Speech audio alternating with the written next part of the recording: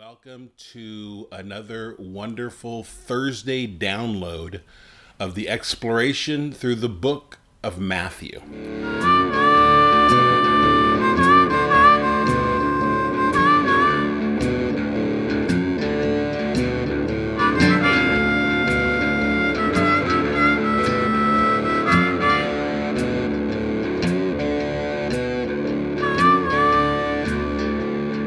Tonight, we are going to be looking at some key terms and concepts of Matthew.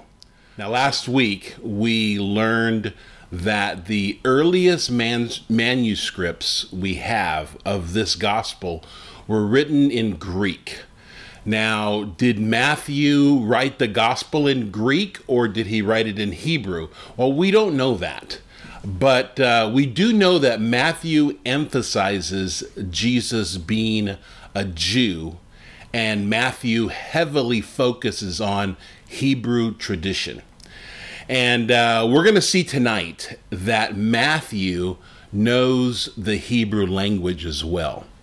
So I want to quote Alvin Toffler to start off with, and he says the illiterate of the 21st century will not be those who cannot read and write, but those who cannot learn, unlearn, and relearn. So as we journey through Matthew, the narrative will not change, but you will be challenged to rethink concepts that will enhance the narrative and add a nuance that will allow the gospel to shine even brighter than ever before. Matthew's main hypothesis or thesis, that is the statement of the point of the gospel, is in the beginning, as where every good writer would put it. It's chapter 1 of Matthew, verse 21. And Matthew 1:21 says this, "And she will bring forth a son, and you shall call his name Jesus, for he will save his people from their sin." Now I want to look at two words here, Jesus and save. In the Greek, Jesus is Iesus. In Greek, the word save comes from the root sozo. Now, there is no linguistic relation between Iesus and sozo in the Greek. In verse 21, it says, "You will call his name Jesus, for he will save his people from their sin." Now that word "for," it means because. In other words, you will call his name Jesus because he will save his people from their sins. It doesn't say you will call his name Jesus and he will save his people from their sins. No, it says you will call his name Jesus because he will save. As if the name is related to the mission. You see, it's because he will be called Jesus because he will save his people from their sins. So this implies that there is a relation between these two words, Jesus and save. So there has to be some kind of relationship there. The angel says to Joseph that Mary will bear a son and you will call his name Jesus because he will save his people from their sins. So the name and the mission have to be related to each other. But how? There is no linguistic relation in the Greek. But if you take the Greek and put it back into Hebrew, Aramaic, there is a linguistic relationship. So if you put this back into Hebrew, it would say, You shall call his name Jesus. In the Hebrew, it's Yeshua. You shall call his name Yeshua, for he will save Yoshia. Save is Yoshia, his people from their sins. There's a Jewish Hebraic wordplay here. And so we know that Matthew knew Hebrew. And I'll say it again. In Hebrew, it says it this way. You shall call his name Yeshua, for he will Yoshia his people from their sins. And there's the relation. And this is important throughout the entire gospel. So Matthew 1:21, and she will bring forth a son, and you shall call his name Jesus, for he will save his people from their sins. So here's another thing to note in this verse, and that is in Matthew, the word people is laos. And Matthew always refers to his people as the people of Israel. And she will bring forth a son, and you shall call his name Jesus, for he will save his people from their sins. Now some people will say that his people is referring to the church, or his people is referring to the righteous Gentiles who follow Jesus. Now, that might be true in part, but the main focus of Laos in Matthew is the Jewish people. So in context, Matthew is referring to the Jewish people. So just keep that in the back of your mind as we journey through Matthew. Now, I want to make a note of another important term throughout the Gospel of Matthew. And we see it in the next verse, which is Matthew 1:22. And it says this in 22, verse 22. So all this was done that it might be fulfilled, which was spoken by the Lord through the prophet. Now, Matthew's use of the word fulfill is more nuanced than this. In other words, it has a more appealing complex and qualities and aspects to it. There's more depth than just the obvious. Now, in the Greek, the word fulfill is plero, meaning to complete, to accomplish. But the idea of fulfill being something that is in response to a long past prediction is actually more of a Greek concept than a Jewish one. In other words, there's more to it than just the fulfillment to predictions. Instead, Matthew's use of the word fulfill, it reflects the Hebrew word igahim, meaning to perform, to uphold, to do. So according to Matthew, Jesus igahim, or Jesus performs, or he redoes prophetic history. Now let me explain. Think of it this way. Remember in verse 1, it said, "This is a record of the ancestors of Jesus, the Messiah, a descendant of David and of Abraham." Now, David's son was Solomon. And then God told David this about his son. In 2 Samuel 7:12 through 14. It says, "For when you die and are buried with your ancestors, I will raise up one of your descendants, your own offspring, and I will make his kingdom strong. He is the one who will build a house, a temple for my name, and I will secure his royal throne forever. I will be his father, and he will be my son." Jesus, the descendant of David, becomes the Solomonic recipient of all the blessings that God gave Solomon. all the way back in David's time. And so we look to Jesus as being a new Solomon character. He's redoing the blessings given to Solomon. So Matthew 1, verse 1, this is a record of the ancestors of Jesus, the Messiah, a descendant of David and of Abraham. Jesus, a descendant of Abraham. And Matthew went to great lengths here to put this right in the beginning. Abraham's son was Isaac. And you can read this great story in Genesis 22. It's a story of Isaac willingly being sacrificed. And the story goes on that as Abraham is about to sacrifice his son Isaac, that the angel of the Lord stops Abraham just before he sacrifices Isaac.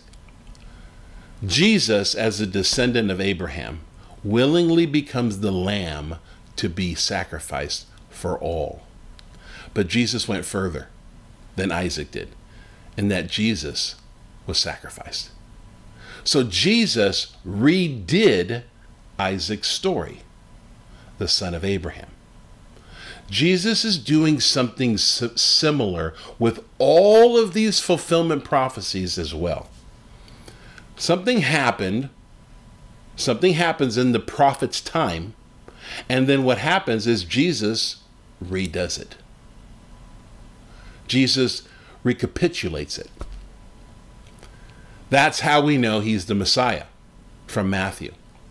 So verse 22.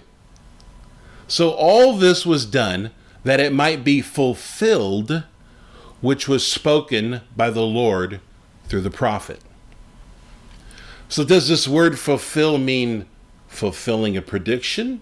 Like checking off a box? Like, okay, that's number 210. Check that off, check that off. Does it mean that, or does it mean igahim, to perform it?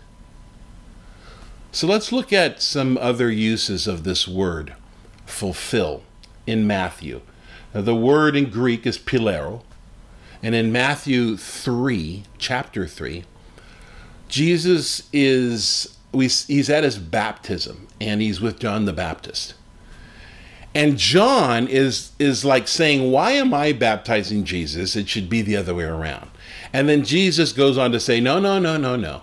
And then in verse 15 of chapter 3, Jesus says this, but Jesus answered and said to him, permit it to be so now, for thus it is fitting for us, in other words, for you and I, John, to fulfill all righteousness. And then he allowed him. So what does that mean? Think in terms of fulfill here as establish or to perform it. The two, you have Jesus and John, are ritually performing a righteous act. Another classic example is in Matthew chapter 5. Matthew 5, 17 and 18. And it says this, do not think that I came to destroy the law of the prophets. I did not come to destroy, but to fulfill or accomplish it.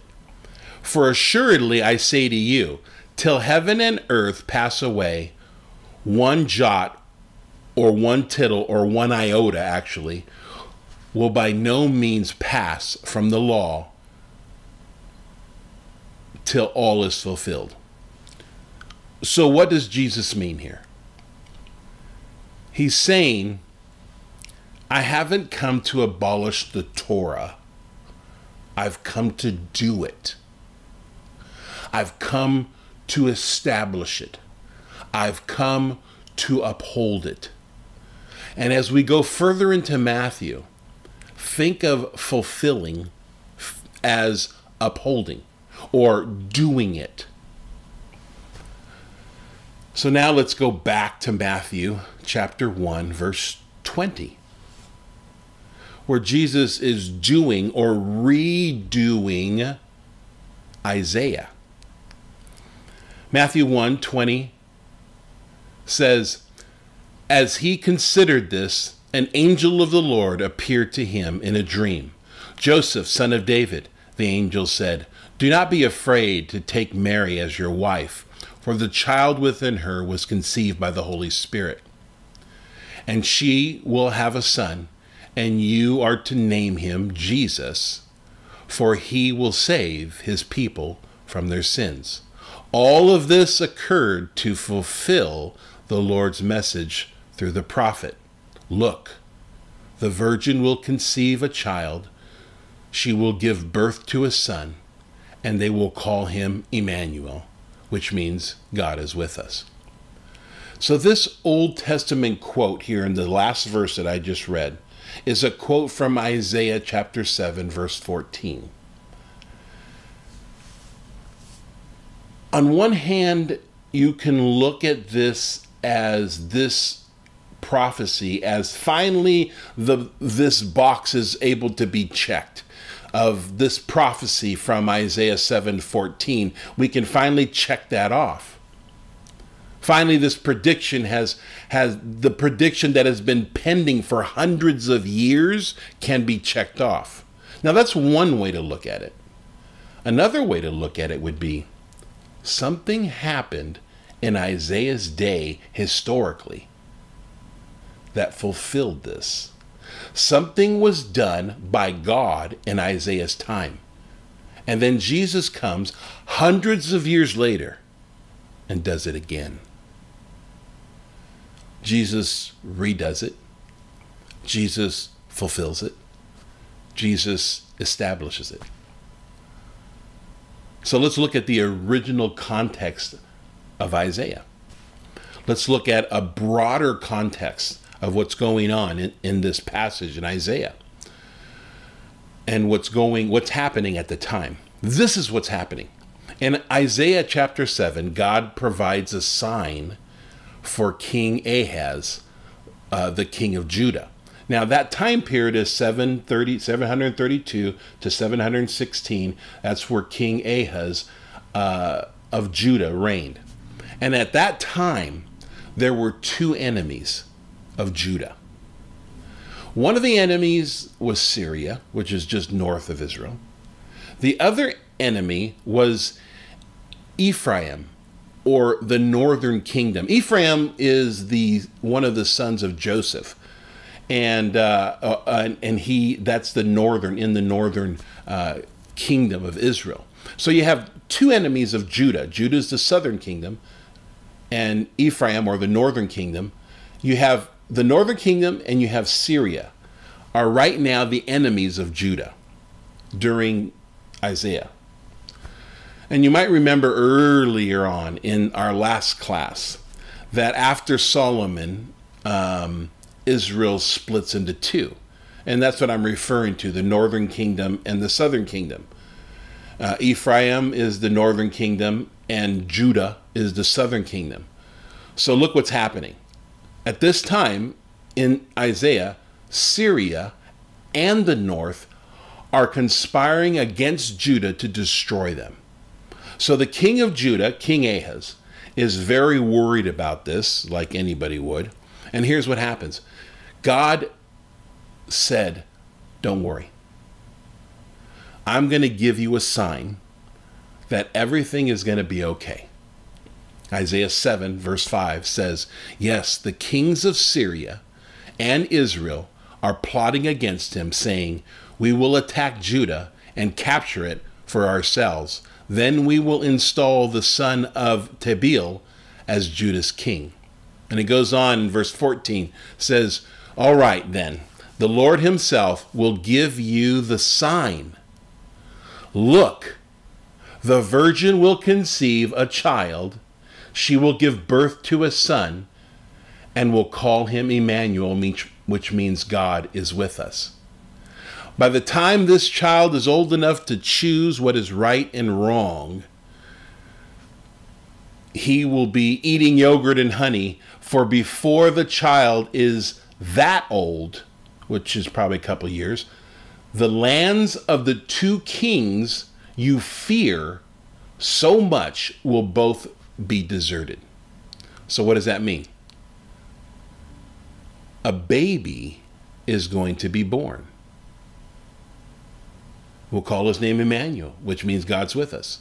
And before that boy knows the difference between right and wrong, maybe about a couple years, the lands of Syria and Ephraim, the north, that King Ahaz is afraid of, will be deserted. Now, how does this happen? Well, it happened when the Assyrian Empire comes in and destroys Syria and Ephraim and exiles the northern tribes of Israel. This is where we hear of the 10 lost tribes of Israel. This is when that happened. When Assyrian Empire came in and overtook Syria and the northern kingdom. It actually occurred in history. And if you actually continue to read on in Isaiah, the 8th chapter, in the 1st verse, it says this: "Then the Lord said to me, make a large signboard and clearly write his name on it. Mahasharalabaz. I asked Uriah the priest and Zechariah, son of Zerechiah, both known as honest men, to witness my doing this. Then I slept with my wife, and she became pregnant and gave birth to a son.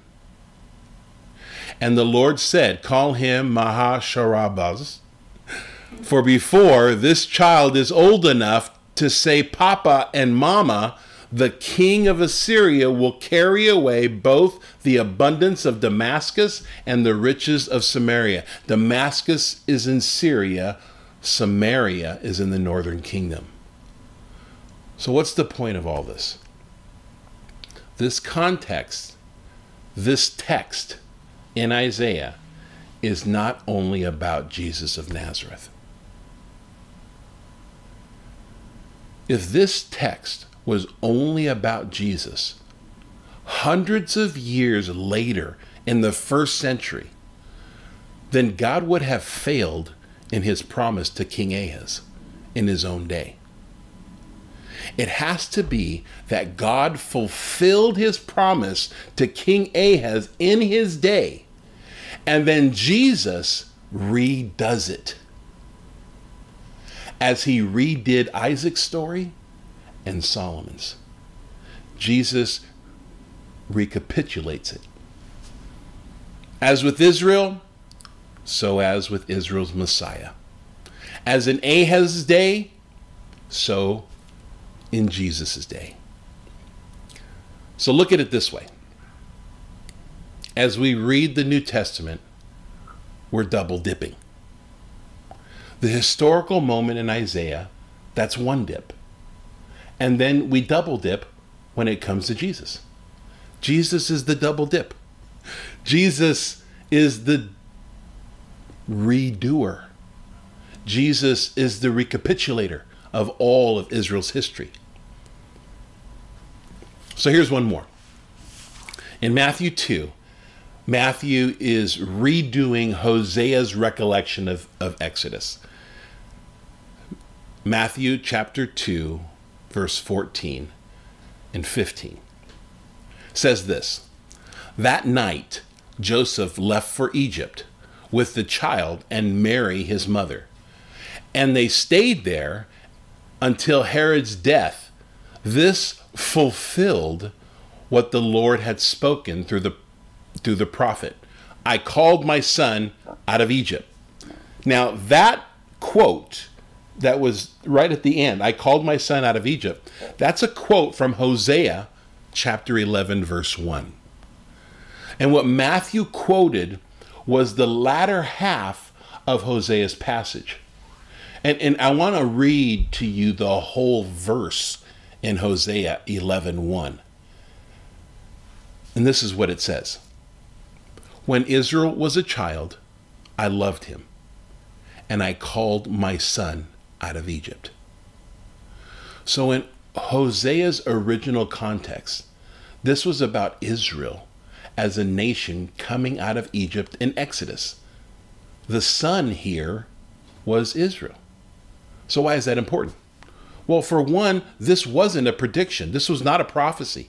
This is not a prediction for the future. It's Hosea recalling something in the past. It's the prophet Hosea recalling the Exodus story. To read that, if you read, I called my son out of Egypt as a prediction of Jesus, it's just an incorrect approach from a contextual perspective. Constantly, Israel is called God's son in the text. So we get this from Exodus itself. If you go all the way back to Exodus, God tells Pharaoh himself, Israel is my firstborn son. Let my son go that he may serve me. So what Matthew is saying is this. As with Israel, so with Jesus. As with Israel, so is Israel's Messiah. Israel came out of Egypt, and so does Jesus as a child. This is what Matthew means by fulfill.